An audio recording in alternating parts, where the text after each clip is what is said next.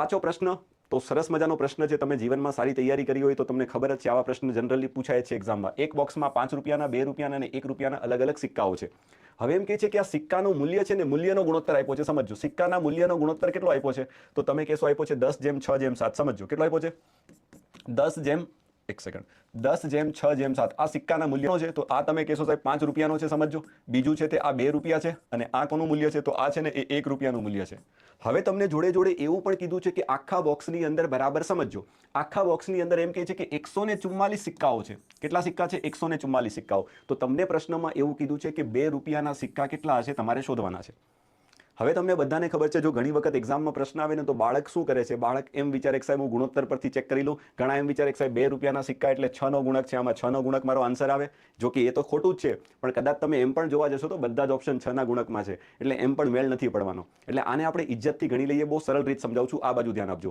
હવે ઘણા એવું પણ વિચારતા હશે કે સાહેબ આપણે એવું કરીએ તો ચાલે, કે 144 ને 3 ના સરવાળા વડે ભાગી નાખીએ તો ચાલે. ન ચાલે. એનું કારણ તમને ખબર હોવી જોઈએ કે આપણી પાસે આ જે ગુણોત્તર છે ને એ મૂલ્યનો ગુણોત્તર છે. આપણી પાસે સિક્કા ગુણોત્તર નથી. જો પ્રશ્નમાં સિક્કાનો ગુણોત્તર આપ્યો હોય ને તો મારું કામ બહુ ઈઝી થઈ જાય. બરાબર, મારી વાત સમજજો. પણ આમણે જે ગુણોત્તર આપ્યો છે, કોનો આપ્યો છે, મૂલ્યનો ગુણોત્તર આપ્યો છે. તો મારે સૌથી પહેલું કામ શું કરવું પડે, તો મારે સૌથી પહેલું કામ આ મૂલ્યના ગુણોત્તરને સિક્કાના ગુણોત્તરમાં ફેરવી નાખવું પડે. તો એને હું કેવી રીતે ફેરવી શકું, તો થોડું વિચારો. હું કહું છું ને એમ વિચારજો. હું તમને એમ કહું કે તમારા ખિસ્સામાં 10 રૂપિયા છે, આ મૂલ્ય એટલે કે રૂપિયા 10 રૂપિયા છે અને એની અંદર 5 રૂપિયાના સિક્કા છે, તો એનો મતલબ એવો થયો કે તમારા ખિસ્સામાં જો 10 રૂપિયા હોય અને એ બધામાં 5 રૂપિયાના સિક્કા હોય, તો એનો મતલબ તમારી પાસે 5 રૂપિયાના 2 સિક્કા હશે. તો અહીંયા તમારે સીધું 2 લખી નાખવાનું. હવે હું તમને એમ કહું કે તમારા ખિસ્સામાં 6 રૂપિયા છે. કેટલા રૂપિયા છે, 6 રૂપિયા છે અને એની અંદર કોણ છે, 2 ના સિક્કાઓ છે. તો 6 રૂપિયામાં 2 ના સિક્કા કેટલા આવે, તમે કહેશો સાહેબ 3 આવશે. જો બહુ ઈઝી કરી નાખો. હવે હું તમને એમ કહું કે તમારા ખિસ્સામાં 7 રૂપિયા છે અને એ બધા કેવા છે, 1 રૂપિયાના સિક્કા છે. તો તમે કહેશો સાહેબ મારી પાસે 1 રૂપિયાના કેટલા સિક્કા હશે, તો તમે કહેશો સાહેબ 7 કિસ્સા હશે. તો છેદમાં આવશે 7.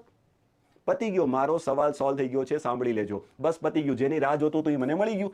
મને સિક્કાનો ગુણોત્તર મળી ગયો, મને કુલ સિક્કા મળી ગયા. તો આપણે કોણ જોઈએ છે, તો આપણે જોઈએ છે 2 રૂપિયાના સિક્કા, એટલે કે 3 ભાગની કિંમત જોઈએ. કેવી રીતે મેળવશું, ચલો ગુણોત્તરનો સરવાળો કરીએ. 7 ને 3 10, 10 ને 2 12, તો 144 ને 12 વડે ભાગીશું અને જે જવાબ આવશે એને તમે 3 વડે ગુણી નાખો. ચલો સીધો જવાબ છે. તો તમે કહેશો સાહેબ સીધું ઉડે છે. જો 12 તેરી 36, સોરી 12 ગુણ્યા 12 144 અને 12 તેરી કેટલા થશે, 36. તો એનો મતલબ એવો થયો કે આપેલા બેગમાં, આપેલા બોક્સમાં કેટલા સિક્કા હશે, તો તમારો રાઈટ આન્સર બનશે 36. ધ્યાન રાખજો.